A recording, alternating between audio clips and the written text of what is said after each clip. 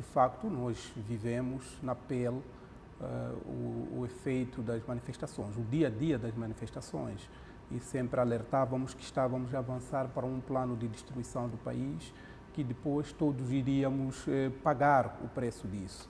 Mas, pronto, os organizadores, os mobilizadores não se continham, estavam focados no seu objetivo de arrastar a situação para alcançar o poder a todo custo. Mas hoje, quando nós vamos ver o balanço e o cenário que foi apresentado pelo Presidente da República, que não é completo, de facto compreendemos e temos uma visão mais ou menos abrangente de que estas manifestações foram devastadoras. Mais de 1.000 estabelecimentos destruídos, mais de 50.000 postos de trabalho perdidos, na sua maior parte jovens que ocupavam estes postos de trabalho e que estão, muitos deles até hoje, ainda numa situação de desemprego, mais de 300 edifícios públicos vandalizados, cerca de 170 postos de energia vandalizados, num contexto em que nós estamos a construir, a erguer o país, a levar energia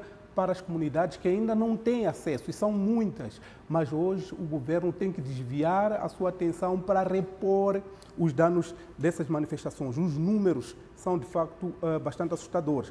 27,4 bilhões de meticais é o saldo das manifestações. Então, para além das vidas humanas perdidas, fontes de água que nós vimos a serem vandalizados, destruídos, as portagens, etc.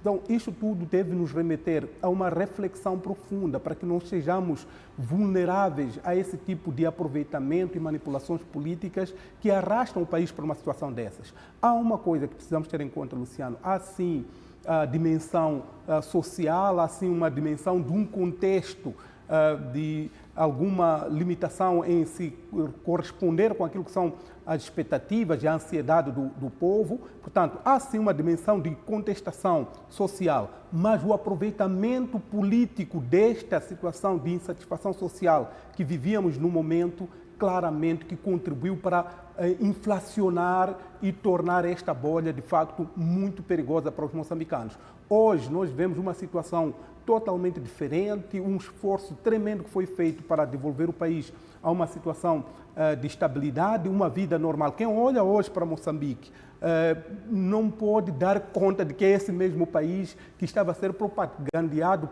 pelo mundo afora como se fosse um campo de guerra, com as ruas todas com pneus a arder por todo lado. Mas, claramente que a situação que nós estamos no pós a manifestações é relativamente pior, vai requerendo mais esforço do governo do que naquela situação que nós nos encontrávamos antes das manifestações. Por isso mesmo, para terminar, eu insisto que esta questão das manifestações, a culpa não pode morrer solteira.